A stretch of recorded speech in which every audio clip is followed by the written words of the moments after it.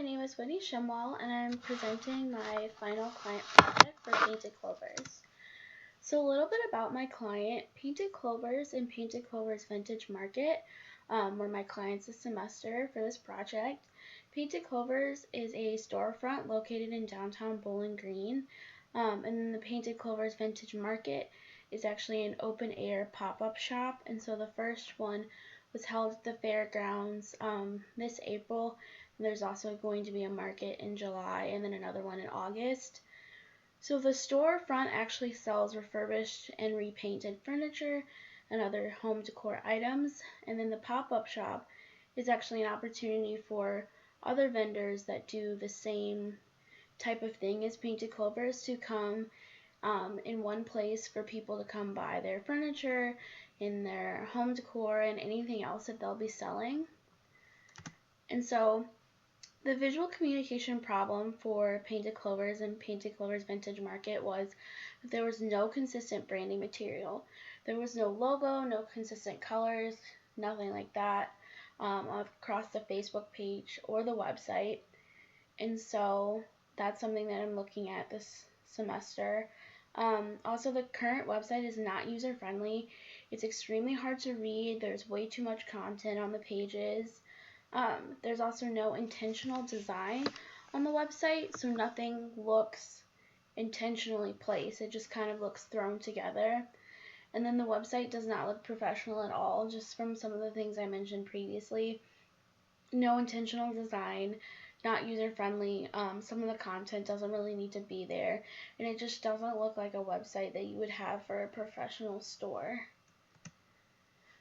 So the first part of my client project was to look at the branding and identity, and so I started by redesigning and rethinking a color scheme.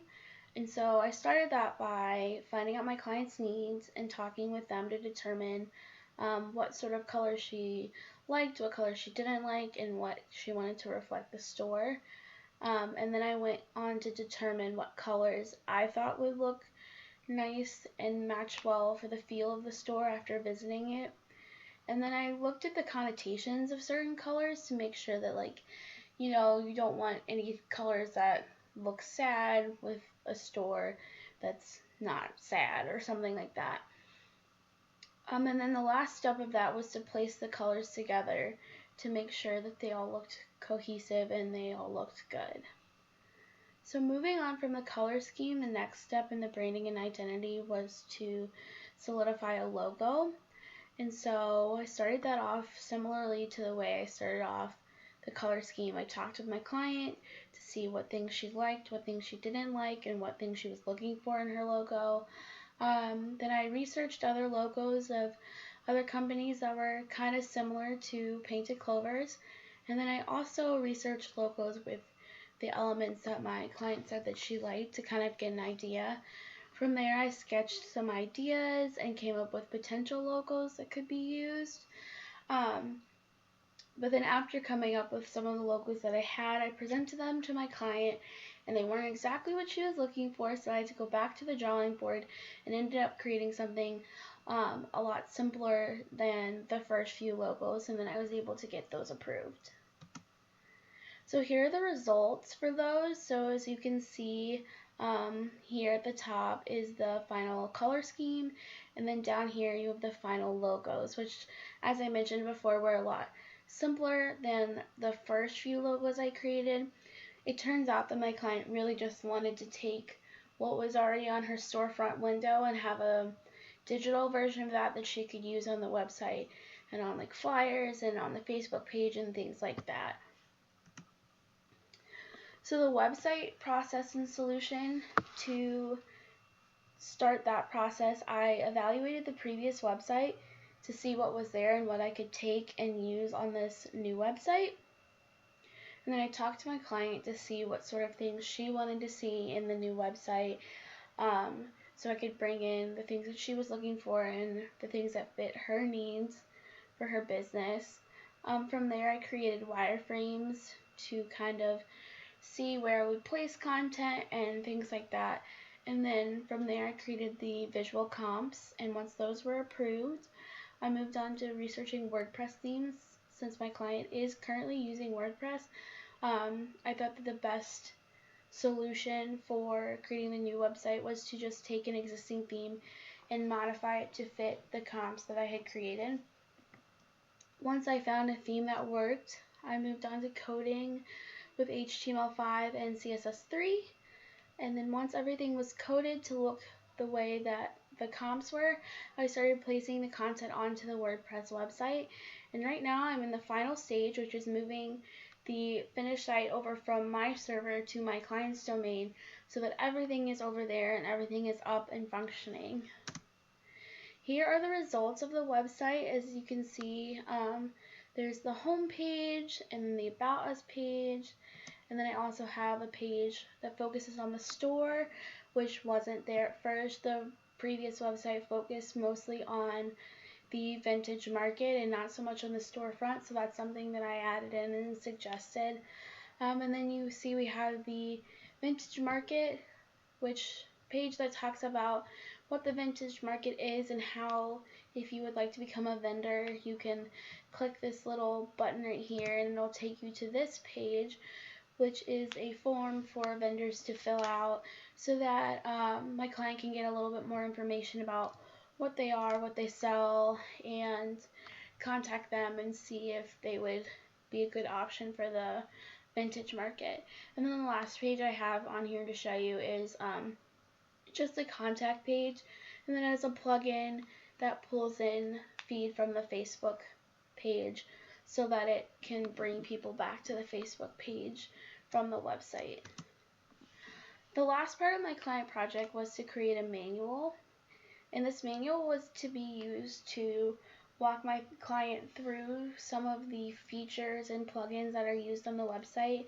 After talking to my client initially, she expressed to me that she really liked WordPress, but some of the things were confusing because she's not a technology-oriented person, and so I decided that I could make a manual that would kind of explain some of those processes. So after talking to my client, I looked over the finished website and the plugins that I used, which then helped me determine what content is needed to go in the manual.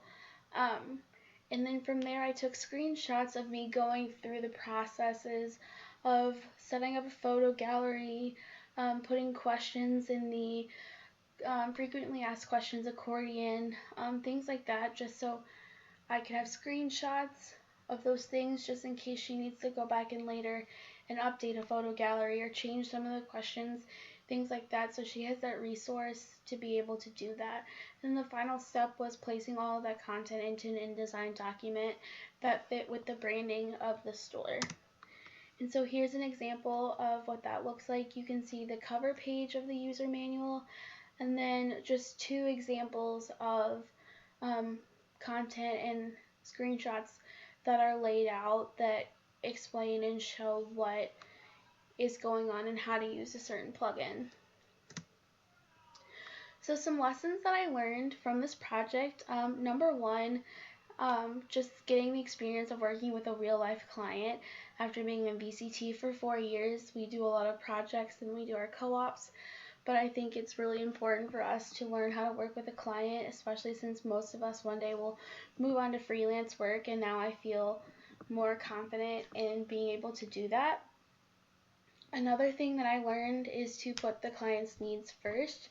I know that sounds kind of self-explanatory and kind of obvious, but I think this project really taught me a lesson when it comes to you may not like it, but if the client likes it, it's what they need. So for example, the logo that was created wasn't my first choice, and I personally probably would have picked something different, but it's not my business, it's hers. And so if that's what she wants, then that's all that matters in the end.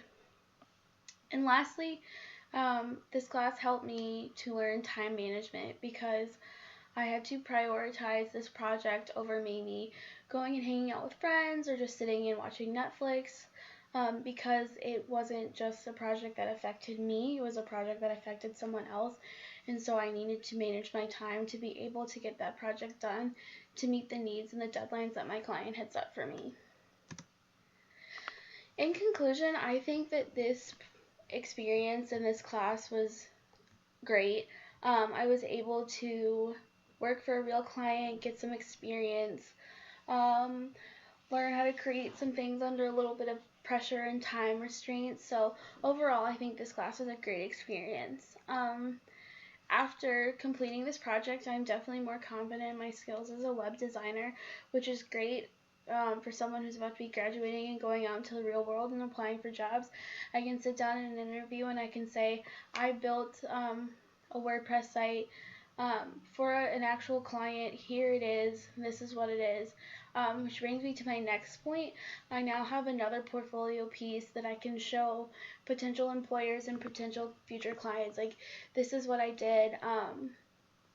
This is how I did it, and here are the results.